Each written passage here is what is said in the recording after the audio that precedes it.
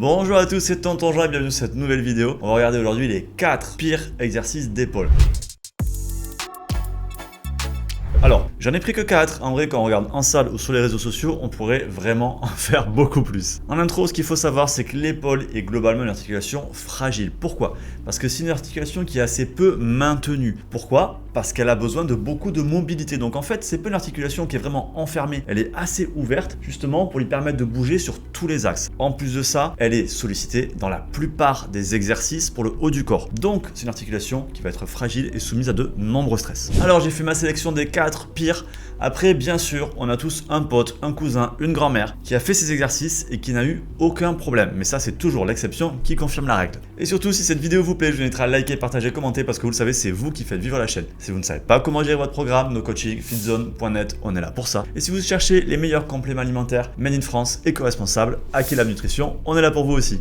Allez, premier exercice, on démarre avec le développé nuque à la barre guidée. Alors déjà, le développé nuque, c'est pire. Mais alors le développé nuque barre guidée, c'est encore pire. C'est vraiment le concept de se dire tiens, je fais du développé nuque, je suis déjà en train de me niquer les épaules, est-ce que je peux pas trouver une solution pour me les niquer encore plus? La barre guidée! Ouais, franchement, c'est toujours plus facile de trouver pour faire de la merde que pour améliorer un exo, quoi. Alors pourquoi c'est pas un bon exercice? Déjà, on est sur du développé nuque, donc avec les épaules dans une mauvaise posture. Elles sont en arrière, en rotation. On leur met une grosse tension. Donc mauvaise posture plus grosse tension, gros poids potentiellement. Ça leur met vraiment un stress complètement inutile qui a aucun avantage par rapport au développé barre devant. On travaille exactement les mêmes muscles, mais avec une position beaucoup plus dangereuse pour l'articulation des épaules. Et si en plus là-dessus, on rajoute une barre guidée qui impose un mouvement rectiligne et au global un mouvement qui n'est absolument pas naturel puisqu'il est imposé sur un plan purement vertical et donc qui n'est absolument pas adapté à la morphologie de vos épaules, on rajoute un problème supplémentaire à un exercice qui au global en lui-même est déjà un problème. Et donc encore une fois, aucune plus-value à faire de développé nuque. Vous n'allez pas travailler l'arrière de vos épaules en faisant du développé nuque. Pourquoi? Tout simplement parce que quand on fait du développé nuque, on pousse la barre vers le haut. Le but de l'arrière des épaules, c'est de ramener les bras en arrière. Et ça, on ne le fait pas pendant le développé nuque. Allez, deuxième exo, développé Arnold. Alors lui, celui-là, pareil, je sais pas pourquoi tout le monde le fait, je pense que c'est à cause du nom. En vrai, il s'appellerait développé Bernard, personne ne le fera à la salle de sport. Mais là, comme il s'appelle développé Arnold, qu'il a été mis en avant, bien sûr, par Arnold Schwarzenegger, tout le monde le fait. Oui, il a un joli nom. Oui, il peut aussi donner de bonnes sensations, mais là aussi, on met l'épaule dans une très mauvaise posture. Là, on met vraiment un gros stress sur l'ensemble de la coiffe des rotateurs. En effet, on a une tension à cause du poids. En plus, on fait une rotation avec derrière une compression du tendon, donc on fait tout ce qu'il faut pour niquer l'ensemble des tendons, des épaules et de la coiffe des rotateurs. Donc, on évite.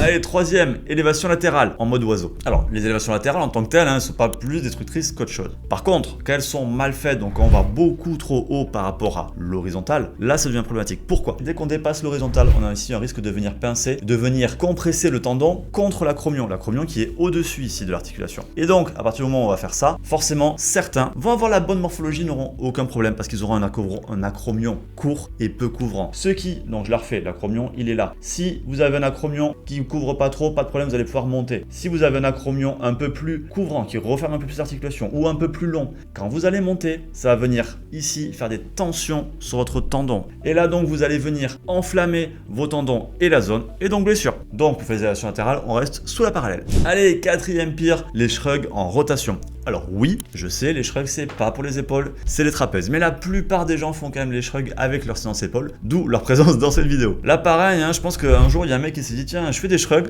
déjà ça a l'air pas mal comme exo, est-ce que je peux pas trouver un truc un peu bizarre pour le rendre mieux? Mais il a pas trouvé en fait. Et ouais, n'oubliez pas, plus c'est simple, plus c'est basique, plus c'est efficace. Essayez pas de rajouter des rotations ou des machins chelous pour essayer d'optimiser un exo. Dans 99% des cas, ça le rend tout simplement plus pourri. Là en plus, il y a aucune logique. Quand on fait des shrugs, on veut muscler le haut des trapèzes. Quand on fait la rotation vers l'arrière, c'est pas le haut des trapèzes qui interviennent, c'est les trapèzes médians ou inférieurs. Ensuite, quand on les ramène en avant, c'est toujours pas les trapèzes, c'est le petit pectoral qu'on veut absolument éviter de travailler parce que c'est lui notamment qui est responsable de la mauvaise posture qu'on a tous comme ça à force de passer notre temps devant les écrans. En plus de ça, pendant que vous faites la rotation, qui déjà est pas très bonne pour votre épaule, vous avez un poids sur les shrugs, le poids il est quand même très lourd, donc on a un gros poids, on fait une grosse rotation, grosse friction au niveau des tendons et là aussi on augmente le risque de blessure. Donc si vous voulez faire des shrugs, montez tout simplement vos épaules et ça suffira. Et voilà, j'espère que maintenant vous allez éviter ces 4 exercices d'épaule à la salle. Vos épaules vous en remercieront.